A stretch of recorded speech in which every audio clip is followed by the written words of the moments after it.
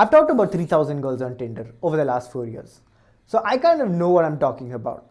In this video, I'm going to talk to you about my experience of using Tinder for 4 years, why I feel that anybody who uses any dating app is a complete loser, and why I will probably not use dating apps for relationships ever again. The story started around COVID. Before that, I was madly in love with a girl who did not want me. I was madly. I used to keep telling her, hey, I just let's be something and blah blah blah.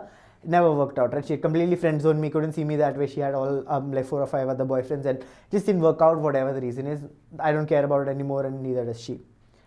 At this point of time, COVID hits, and I'm like, you know what? The only correct thing for me to do is move on. So I block her on all social media and I download Tinder. At first, I did not know how this app works, right? So I kind of just took some random selfies and I put it on the app, and I got like 2 or 3 matches, and I was like, wow, girls are actually interested in me? The guy who has not had a girlfriend for 21 years?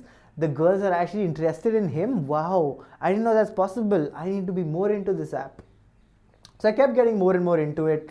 There was a time when I was doing like professional Tinder photo shoots. There are guys on the internet who will charge $20,000 for a professional Tinder photo shoot, and they'll guarantee like 5,000 matches after doing that. And honestly, it works. They'll rent a Ferrari, rent like 10-15 models to take photos with you. And yeah, if your goal is that to have large number of women to have casual sex with, yeah, that'll work. So next thing that started happening is I got really in front of the camera. I was taking large number of photos every day. I would set up studios in my room. I bought the green screen, I bought the black screen, I bought the whole setup. I got a good phone, and I would just click photos all the time. And it did definitely help my dating life. I found this one website, and I'm going to tell it to you in case you're still interested in this garbage. It's called photofeeler.com. What happens there is you can put your photo over there, and for free other people will rate your photo and tell you how good it looks for a dating app, and in return you have to rate the other people's photos. So it's a nice economy where you can get your photos rated, and based on what other people think about you, how you look, you can choose which photos to put on the dating app and not. And I had got like really into it. There was a time I was split testing like 10 different profiles on dating apps in different parts of Bombay. I set up like virtual phones in different parts of Bombay where they would like automatically swipe right on some percent of girls based on the algorithm and stuff like that. So I got really into this dating app thing, and at that time I didn't really understand how good photos were taken, and then over time I figured it out, and then I started clicking more and more photos, and things started working out. So after talking to about 3,000 girls, I started seeing a lot of patterns. I started seeing a lot of patterns in everyone.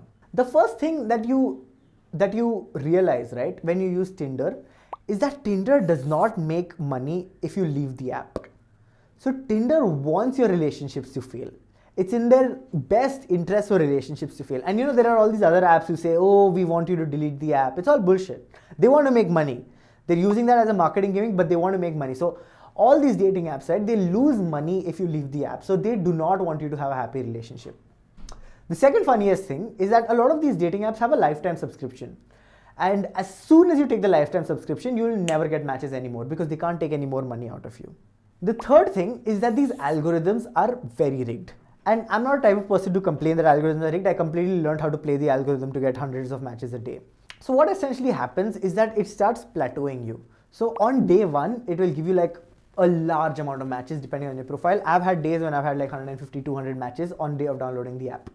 But then what will happen is it will soon go lower and lower to the point where they'll themselves subtly suggest to you that, on day 1 you had so many matches. If you want that, just give me some money. And you're like, okay, if I'm taking a girl on such an expensive date, might as well just put money onto the app, blah, blah, blah. And the more money you put in, the more money they want from you. So now you're putting in $30 a month. They'll say, if you put 60, you can have the same thing that you had on the first day. And you just keep putting more and more, and it just never ends. But that is not the problem with dating apps. The problem with dating apps is that restraint is so much harder than desperation. I started out as a very desperate guy. I did not have any women to talk to, did not know how to approach a woman face to face. And it's something I still struggle with for sure. But what I've realized is that having restraint is so much more difficult. I know that if the girl leaves me, within 45 minutes I can have a new girlfriend. And when I have that mindset, right, I kind of take the other person for granted always. And this happens mainly with girls on dating apps because they get very large number of matches, but also with the top 20% of guys who get a large number of matches. So you're entering the relationship with the mindset that, you know what, it doesn't matter if it fails, I'll just in 30 minutes find the next girl. There have been times that I've gone on 4 dates a night, and it's like, how can you respect a person if you're going on dates with 3 other women in the same night? That being said, I've seen some crazy love stories starting from Tinder, which is why I have a very mixed opinion about the app, and which is why sometimes I download the app again. I've seen a couple who's been dating for now 7 years and soon to get married starting off of Tinder. It's a 45-year-old guy with a 28-year-old girl, and they started dating when the girl was 23. Now, this is a crazy situation, right? Like having this sort of relationship. Let's say you're a 45-year-old guy who wants a 23-year-old girl. It's very difficult for you to go in a club and start approaching a 23-year-old girl.